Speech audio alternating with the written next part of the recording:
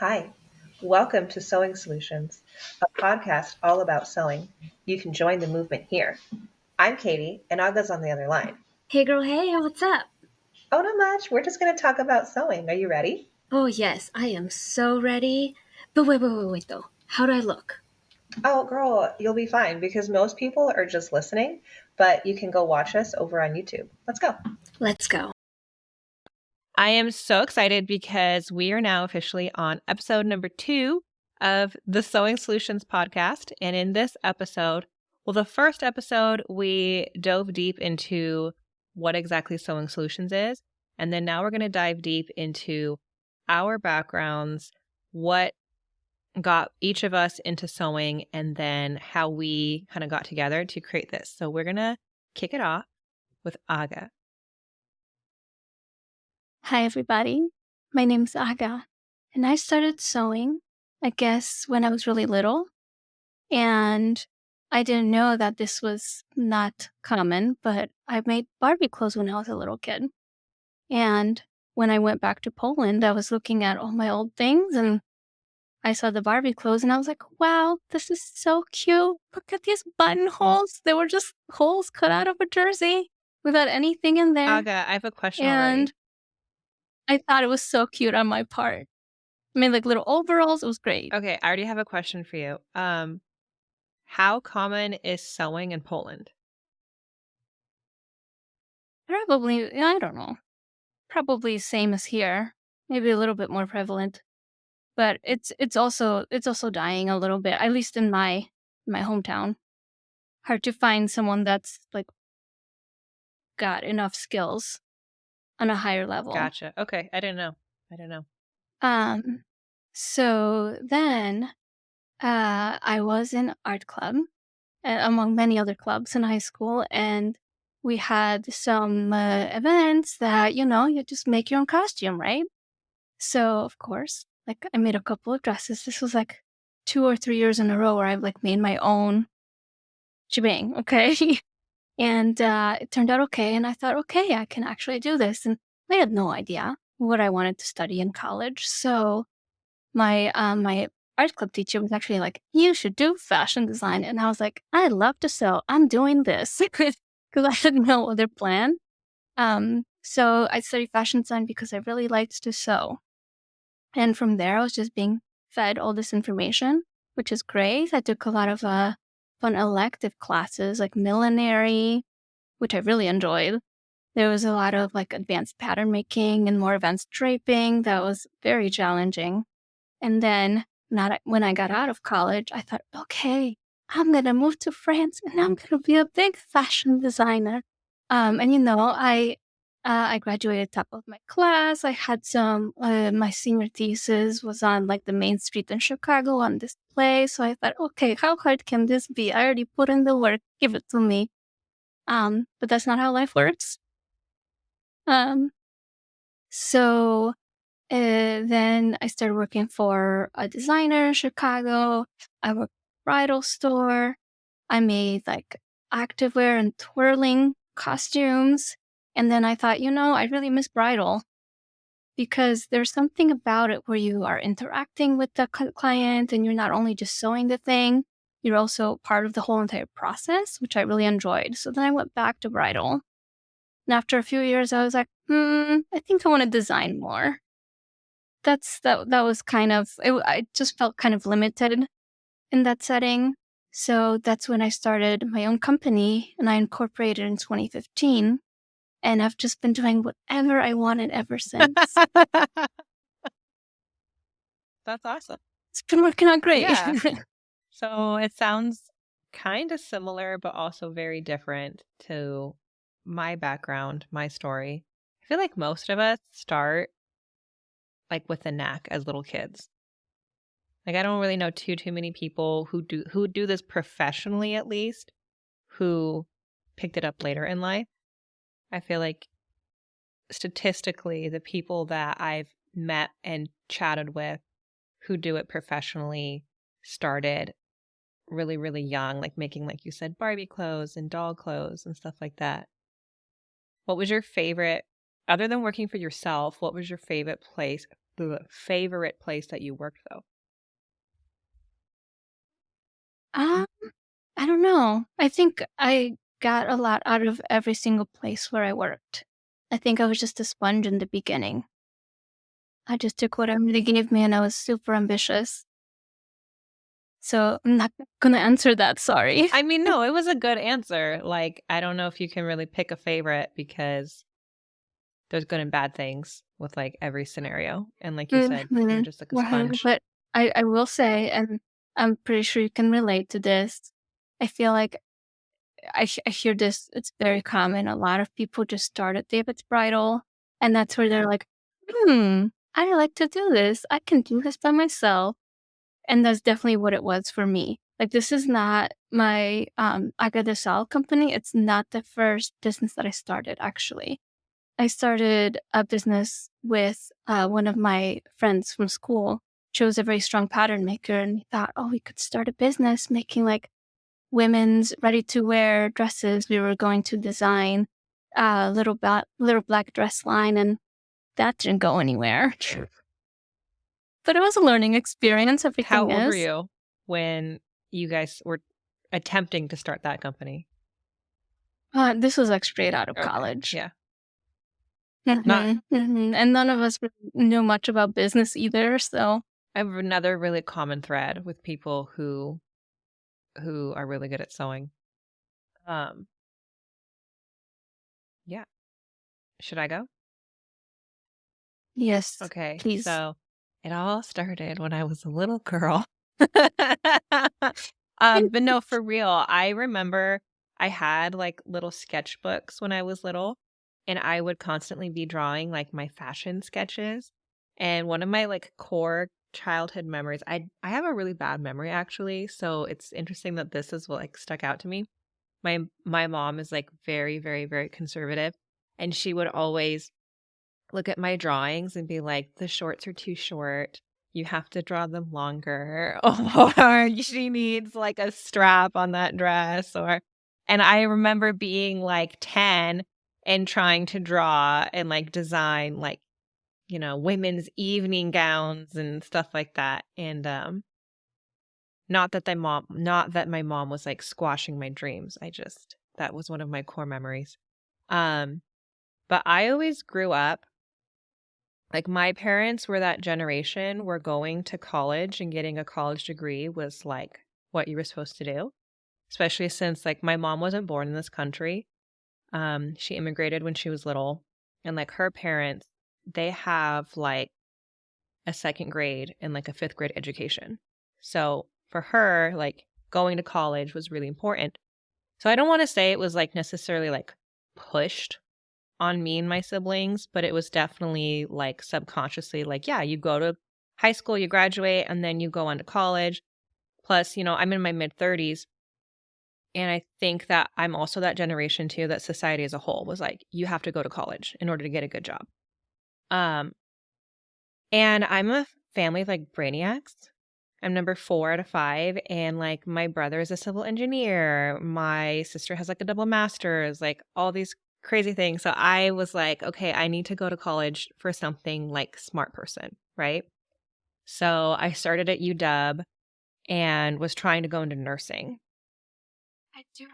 I do have to say though that having your own business, you have to be a smart person. Yes, absolutely. Smart and scrappy. So you'll accomplish what you set out to do. Thank you. But I remember going to UW and starting all the classes to go into nursing and just absolutely hating it. And I actually dropped out of college. So I did 2 quarters at UW and it wasn't for me. And I dropped out and I felt like the biggest failure. I remember coming home and like moving home and like crying on like the staircase in my parents' house because I was like, and telling my mom like I don't want to go into nursing. Like it was gross. I got my CNA license and it was gross.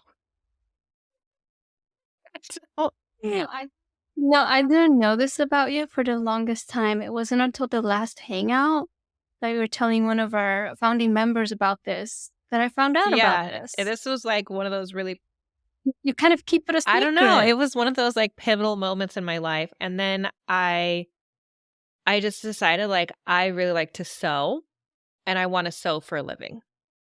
I decided that that's what I was going to do. But I actually knew several people that graduated high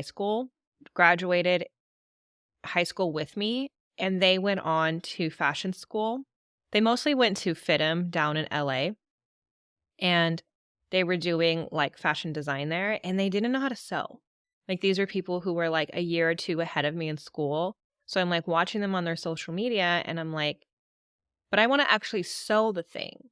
Like, I don't want to I really wasn't, despite all my drawings as a little kid, like, I really wasn't as drawn to like design. I really liked to physically sew the things. And I was like you, Aga, I was like making Barbie dresses and doll dresses. I made like a really hideous dress for my junior prom. I don't think I have it anymore, but Do we have pictures what? of you? Do we have pictures of this? Oh, damn. Probably. We'll see if we can find Oh some. gosh. Okay, I'll see if I can find some of my earliest creations. You'll see my prom photo as well. That was pretty horrifying. Okay, but I was doing all Wow, you're that. all prom dress, Well, huh? I would watch my mom because my mom could like sew from patterns. And like she grew up the generation where like you would buy a flour sack, use the flour, and then it was like a printed cotton material. And my grandmother would make each of the girls like a flour sack dress. So like my mom grew up around sewing, so she knew how to like use patterns and stuff like that. So she actually made my sister's prom dress and like all her magical choir costumes, and I would like help with the hand stitching. And so I took my sister's prom dress and I like redesigned it into the hideous thing that hopefully I can scrounge up those photos. I cannot wait to It's gonna see be it. really embarrassing. I don't look the same. It's all good. It's all good. It's part of the Yeah. process. You know, I wish I had some of my beginner projects from when I first started sewing because they would have been pretty fun to look at. I think the earliest project that I still physically have was the dress I made to the first military ball that I went to with my late husband. And I will never get rid of it. I look really cute in that one, but like don't look very closely at the construction. Why have I not seen these? Those ones, I think I do have some cute photos in that dress. The cups were like really gappy because I didn't know how to do like a setting cup. Anyways, it's fine. Yeah, for those of you who don't know, Katie's like the fairy boob Now. mother. She can do any bust reduction on a gown, on the dress, on anything that you need. So for her saying that she didn't know how to do it then, she's come a long, long Yeah. way. And I can't wait to see this. We're gonna put all these pictures like on the show notes. So go check that Yeah, out. that's a really good point. So yeah, if you're feeling like a little crummy about your skills in the princess theme area, don't worry. I was probably way worse than you were. We all started Yeah, somewhere, we all started right? somewhere. So then I decided, okay, I want to do this for a living, but I don't want to go to fashion school because I want to actually learn how to do the thing. So I started at the community college going to school for business. And then at the same time, mind you, I am only 18 years old at this point. Like I started college when I was 17. I was a year ahead. So I think I had just turned 18 when I dropped out of UW. So then I got the first job that was available in like fashion and dresses, and it was at David's Bridal. But it wasn't in the alterations department. I didn't apply for alterations because I was like, I'm not ready for that. Like, I'm just going to get a job on the sales floor. And they hired me with zero qualifications. Like, I don't know how I got that job. And I was really, really bad at it.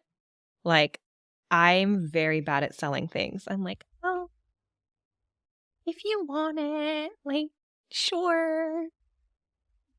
I sold bags for a while. I was horrible at sales too. But I'm just gonna take a quick detour to say that like when I first started with David's Bridal, like the first I interviewed at 2 David's Bridals. and the first one did not hire me. You should tell the story We because went this through- is a good story. Tell it and it's full. Okay, so this David's Bridal was a little bit farther away from my house, and this was after college, so I knew how to pretty much make a dress from scratch, right?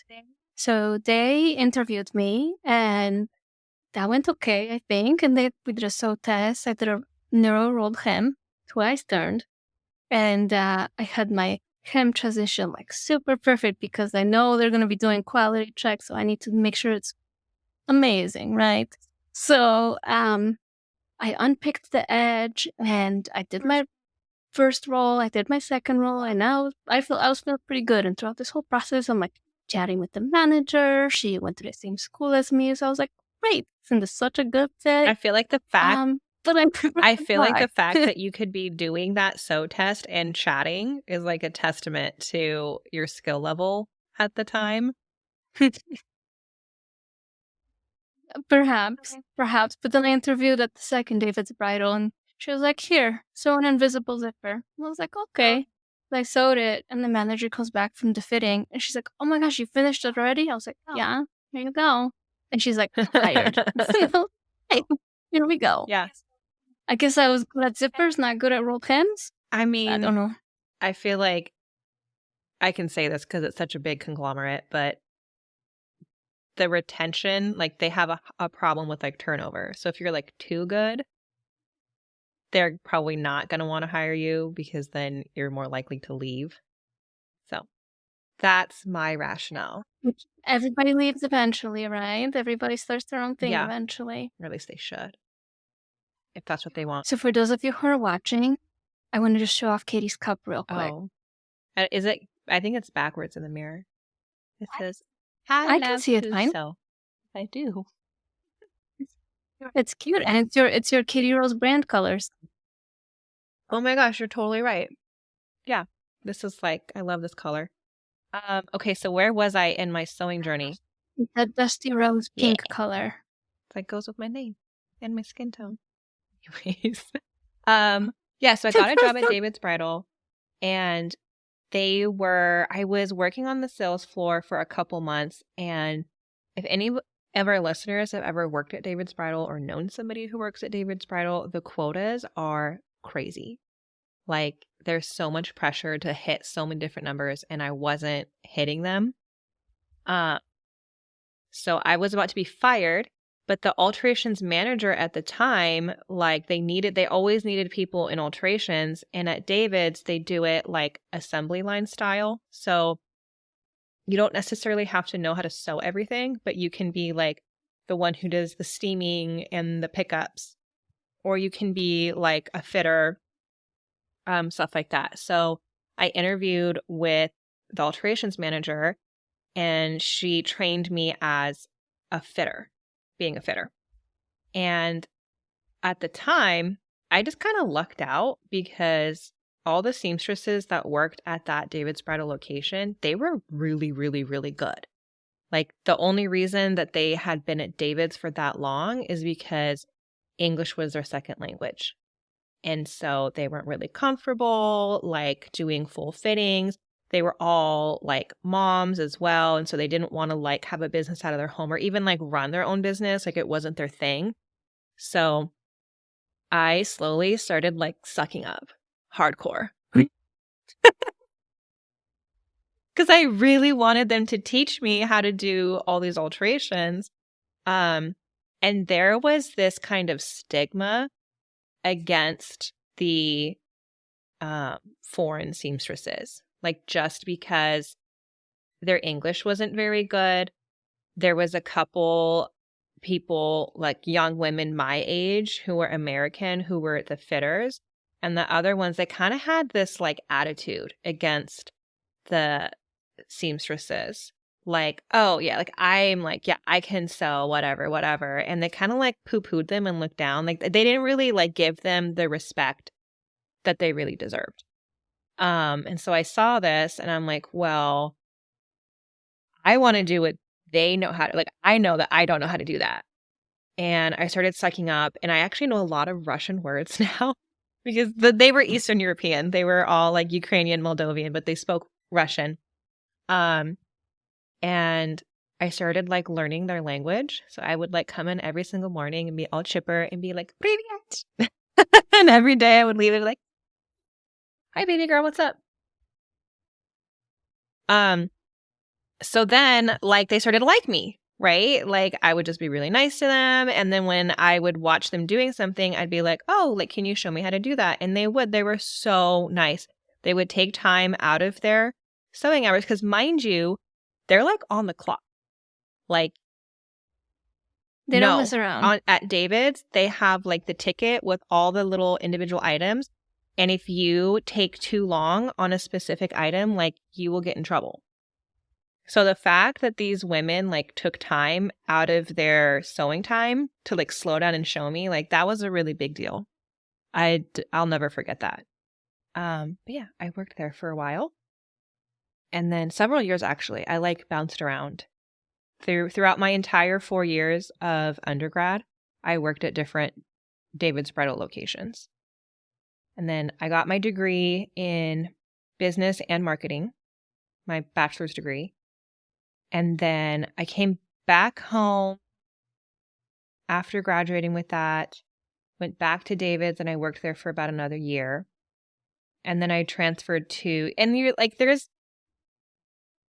at the time, David's didn't do any like custom work. So, for example, Do they now? No, no, they still do. don't. They do now. Where was I? Okay, so at David's, You were yeah, you saying can't how do David's custom. does Back custom now. then, you couldn't do customizations. You could not change the design whatsoever. But I'm pretty sure now you can't. I'd be really curious if people like can comment and let us know in the comments. I'm thinking it's an independent contract with each designer that they have. They don't, but I thought they're all owned by David's now. Because before it used to be like Melissa Sweet for David's Bridal, like Vera Wang for David's Bridal. I don't know. It's been a while since I've been in the David scene. I was just always told no. No, you can't do that. Mm-mm. No, even at the other salon where I was at, no redesigns. Oh, interesting. And that's why I kind of felt like, okay, what if I want to make some custom sleeves for this girl? Yeah. I remember we would get like strapless, straight across strapless was very common because this was like 2013, 2014. And the girls would want it a sweetheart. And at David's, we were not allowed to cut into the neckline. We had to do a pinch. And it was so bad. You know what? I think it was like 2 years ago that I did this for a bride, and it completely made her look so much better. She loved it. It was, but it's like once every few years that this pinch? happens. That I Mhm. would have to see the design of that dress. Because like I'm picturing, It's like a 3-ply gather. what was the If you fabric? imagine that. It was satin with some lace over it, but it was sparse. I'd have to see this because I'm having some serious design doubt. All right, But I all trust right. you. I know. By the way, Aga's a Like I phenomenal said, designer. it never worked, but it was just that one time that I was like, all right, do you want this? And it was great. So then after I felt like, okay, I've kind of learned what I can learn at David's. Like you, I was like a sponge. I was soaking up as much as I could. I went to go work for a local boutique that had in-house alterations. And their thing was custom. We can do sleeves, build up, whatever you want. And I'd say that I learned a lot of what not to do. If we're being completely honest. It was very, very difficult because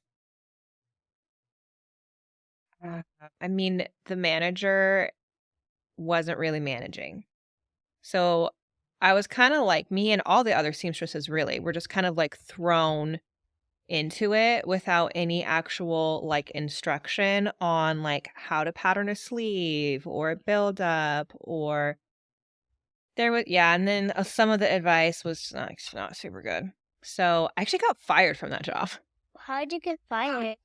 Wow. I don't know if I ever told you that. I didn't know you get fired. Oh yeah. Well, they fired me and then they told L&I, or not L&I, unemployment, that I quit. It was a little, it was pretty shady. But basically I got fired because I whistle blew. Like I was really not happy with the workload in alterations. Like I would be sewing dresses that were due in like an hour. And I would like the bride was going to be coming like any minute and I'm like still sewing on it. And then I would have like 3 dresses due the next day. And then they were still booking us first fitting. So instead of being able to sew, I'm like taking fittings. Like it was awful. So I told the owner, I was like, hey, like this is what's happening in alterations. And then of course it got back to the manager and then it was kind of like a Snowball. yeah. And then the manager brought in way more money than I did, because she's been doing it for like ever. And so I was the one that was, told to leave. And that was really devastating for me. Like one of the reasons why Sewing Solutions is so important to me is because I had to fight really, really, really hard and work in a lot of like toxic work environments in order to learn the skills. And I just don't think it needs to be that way. I feel like a lot of alterations departments unfortunately run that way, where everything's very last minute. Yeah, and it's just like do more faster, take more clients, Yeah. get paid less, but produce more. It's rough. So I was like super down after that. Like when that business meeting happened, when they like let me go, the manager straight up told me like I was a terrible seamstress. I couldn't even sew a straight line. Like said really, really like tore me down like that. And then How did you bounce back from that? how did I bounce back from that? Yes. I took a few weeks off. Because some people would definitely just shut down. Yeah, I shut down for like a couple weeks. And then after I was done being like hurt, I was angry. And a fire was lit under my butt. And I was like, you know what? I'm going to be the best seamstress that you a-holes have ever seen. I'm going to sew circles around you. And I did. So I started looking for jobs and I got a job all the way in Seattle at the most prestigious couture dressmaking like designer in the area, probably in like the Pacific Northwest. I showed her, at this point, I'd already made my own wedding dress. So I'd already gotten married to my late husband and I made this like huge silk red, like burgundy red, like the kind of color of your shirt, ball gown. Yeah. And it kind of launched my career because it was really weird. Like colored wedding dresses were really not a thing at this point. And so everybody knew me as like the girl with the red dress. So I took that portfolio up there and it was kind of the same thing. Like they did a sew test and there was only one other seamstress working there. Her name is May. She's still like, and same thing. She was used to people coming in there and being like, I'm so big and bad. I know so much. Like, I don't need to listen to you. And it was the same situation. Like, because May had a really hard time speaking English, people mistreated her. So I went in there and I listened to her. Yeah, so I went in there. I respected her. She was the one who gave me the sew test. And I was like, yep, tell me how you want me to do it. That's how I'll do it. And she was like, I like this girl. So I did all of the alterations for that store. I just ran all the alterations, did all the fittings. And then May made the custom dresses and did the pattern making. And I learned from her how to do all like the custom dressmaking stuff. And it was really wild because a lot of it was like drawing pictures, like pictures and hand motions, because literally that's how big the language barrier was. It was wild. Yeah, I remember one of the seamstresses showing me how to cut the rolled hem with the big shears. And I just remember looking at her and looking at myself cutting with the little baby scissors. It's taking me forever. And she just takes it and she's like, chop, chop, chop. And I was like, how is she holding this? But now I know exactly the angle and how to maneuver it. But it's like, you don't know until someone Yeah. shows you and they make you do it their way because it is better and it's Yeah. faster. But unless you want to be sitting there, chomp, chomp, chomp, chomp, chomp. But no, I want to be chop, chop. I will say, I feel like my understanding of gowns like skyrocketed under May's. What was that? Oh, sorry. My sister be calling me right no. now. Because I already had like a pretty strong foundation for gowns. I don't know why I said it that weird, gowns.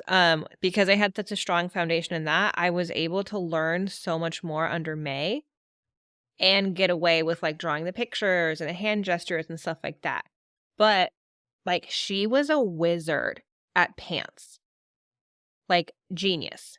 This woman, she would take the fashion fabric, she would like press and block her fashion fabric, and then she would, on the back side of it, she would just look at the client's measurements on the sheet, and then she would take tailor's chalk and she would chalk directly on the fashion fabric, the pattern, like her pattern, like pull it out of her brain, and then she would just cut directly the fashion fabric.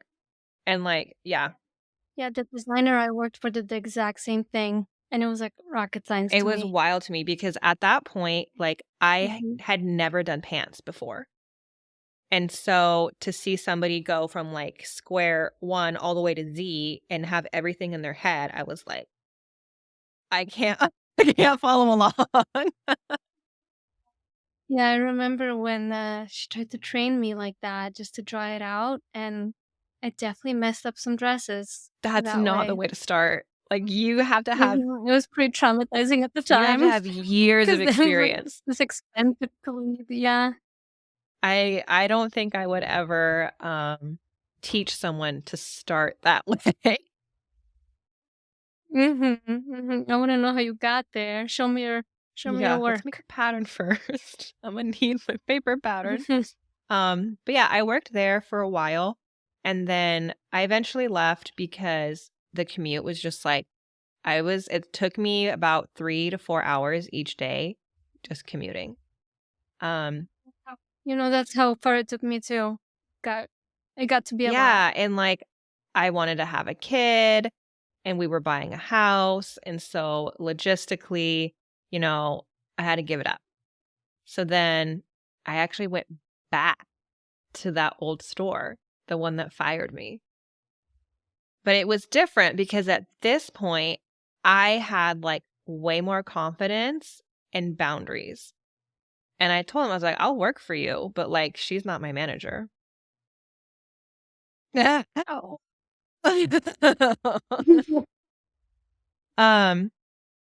And it went way better.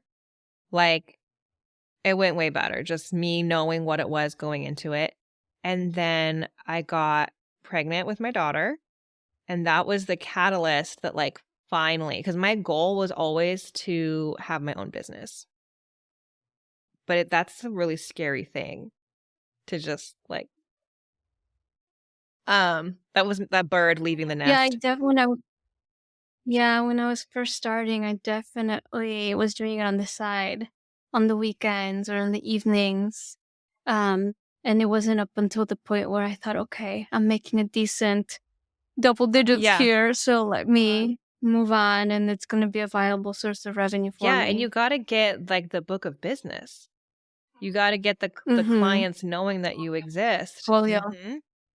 And so my problem when I was starting my business is I had never taken photos of my work at this shop because like, why would we do that? Like, you just pin it and then you sew it and then you do the pickup. So my portfolio was like incredibly lean. So I did the same thing that you did. Like, when I was pregnant, that's when I went out to like the different shops to try to get my name like on their referral list so I could start working on the side.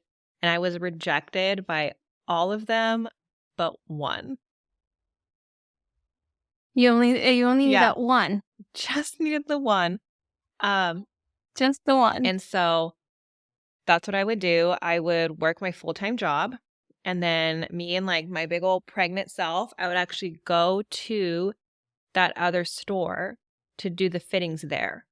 And then I would just take the gowns home, sew them, and then bring them back. And then bring them back to do, the pickups.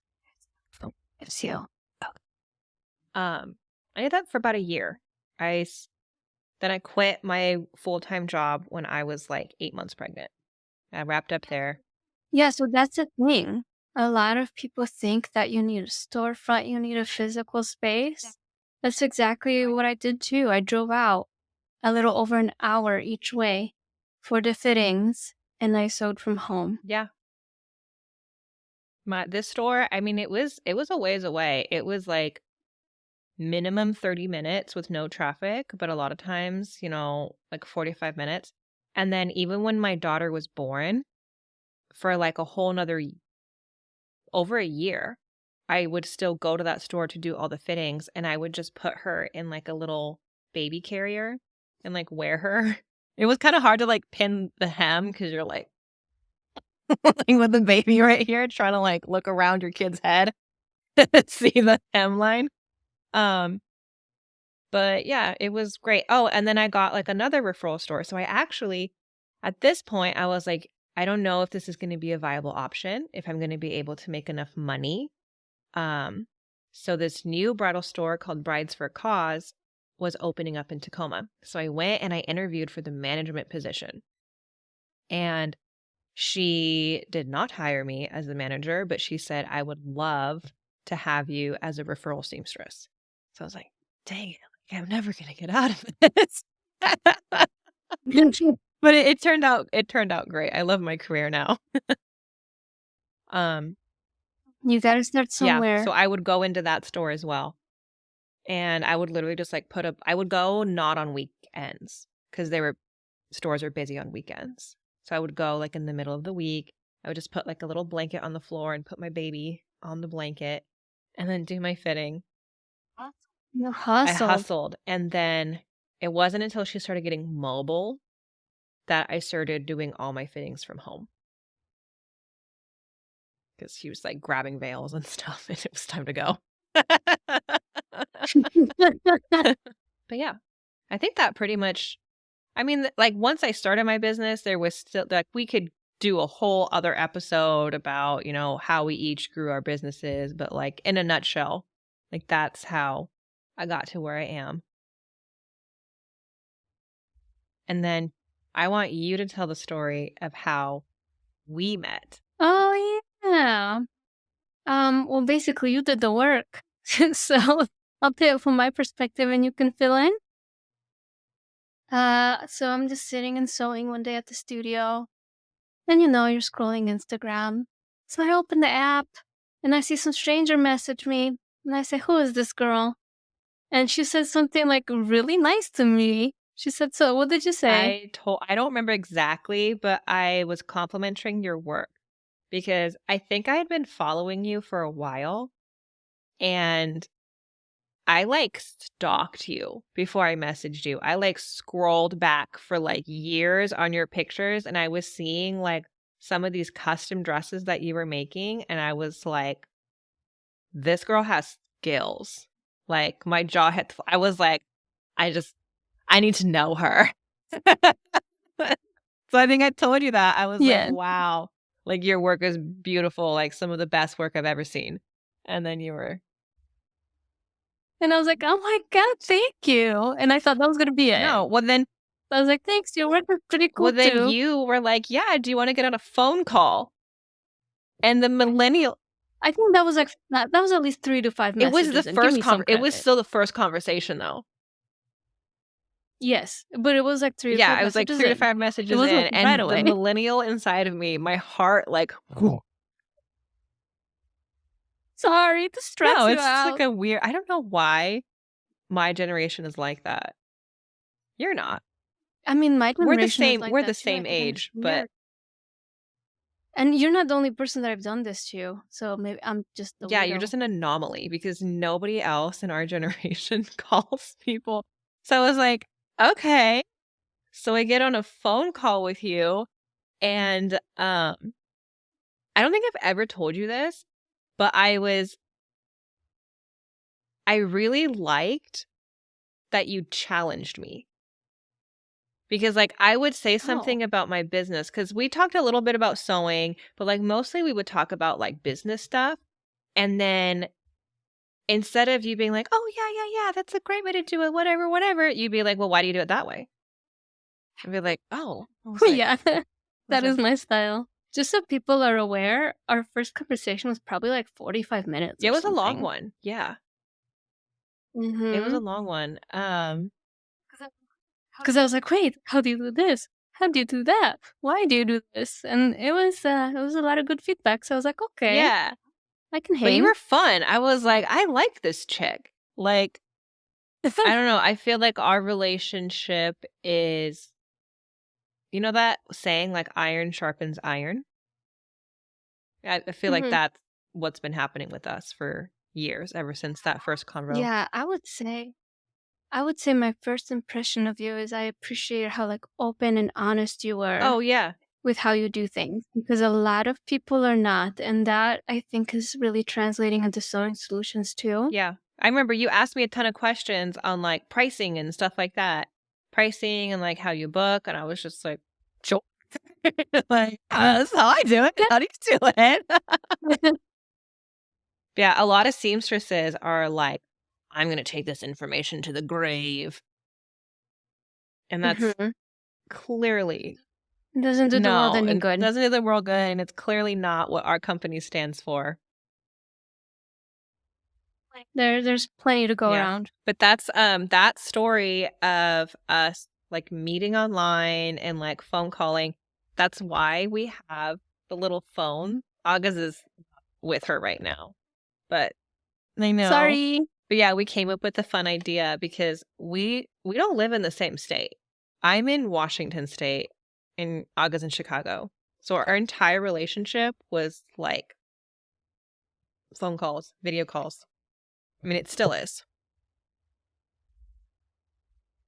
And then I remember the first time we met, that was a really fun trip. The first time we Mhm. met, we actually went to a networking conference. So we are both members of Stitch Collective. If you haven't heard of it, it is founded by Melissa Otto. She has the Melissa Atelier over in Connecticut.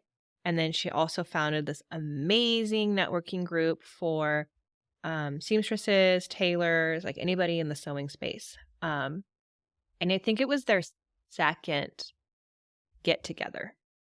And it was over in New York. And so I was like, I'll go if you'll go. Well, I'll go if you'll go. Yeah. So yeah, our first meet It's a little bit more of a hike for you, wasn't though. that bad. It's easy to fly into JFK. And I remember we were like, well, if we're gonna go, we're gonna make it worth our while. And we went all around the garment district, all the fabric stores, and it was kind of a lot of back and forth.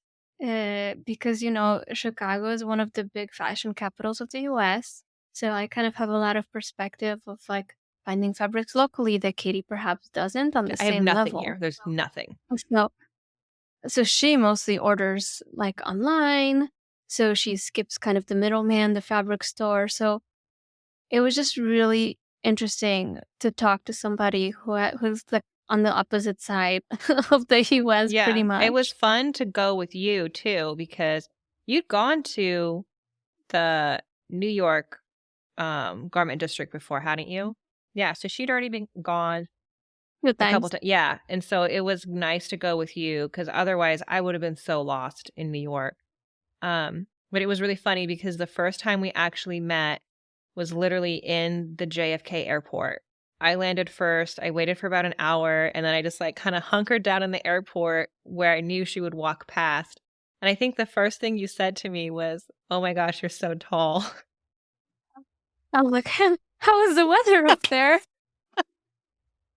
And you just look down like, oh, you look completely different.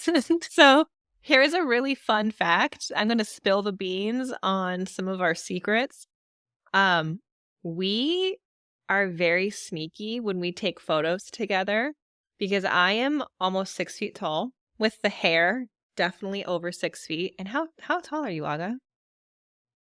5'1" Yeah, so I got like a foot on her. and a half. And it looks, neither one of us likes the way it looks when we like actually are standing next to each other in pictures.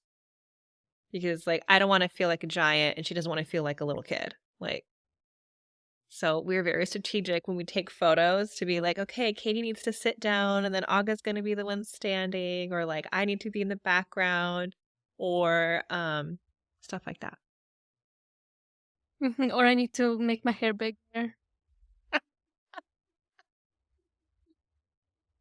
I'm working on Yeah. it. Yeah, that's how, Mhm. that's kind of our backgrounds. So not kind of, that is our backgrounds, and then the background of how we met. And it definitely influences everything that we've been doing for the company and probably will be moving forward. Because that trauma sticks with you. Yeah, I personally don't feel like our backgrounds are unique. I think there's a lot of people that have my background, a lot of people who have Aga's background, and we call each other like yin and yang a lot because we really Yeah. are. There are lots of similarities between the two of us, but there's a ton of differences. And one of those really is in our backgrounds. You know, Aga pursued the traditional education and fashion degree, and her strengths are at least coming out of school, like her strengths I would say would be opposite of what mine were, because my background was like basically an apprentice. So I started out pretty weak in like pattern making because that wasn't taught to me, or like draping. But things like the actual like nitty gritty of like altering something and making it fit like a weird, but no body types are weird, but you know what I mean, like a non-industry standard size. I was pretty good at that. Which is pretty much any size out there because all they teach you in school is how to sew for a twig. Yeah, pretty the much. dress form. So it wasn't until I started my own company that I had the opportunity to work on a variety of different body types. Because also when you are getting referrals just from one store, that store will have their own target market, like their own clientele that fits a body, ideal. And that's how they market too. So if you are only getting referrals from one store, for example, those are the types of clients that you will have. So it takes a while to really spread your wings and get referrals from everywhere so you can practice on lots of different body types and make clothes for different types of people. It's so invaluable. I think that's one of the classes that we have on the wait list for master classes, is like fitting for different body types, or maybe it was just specifically for fitting for like petite curvy. I'm not sure. But anyways, I would be super interested to hear from the listeners on what their sewing background is. So you can follow us on Instagram. It's sewing.solutions.official at Instagram. We have a Facebook page with that same username. And then we also have a Facebook group, which we would love any and all of you to join the Facebook group. You can tell your stories there and then just be in a community of like-minded sewists. So yeah, we'll catch you guys on the next one. Bye. Bye.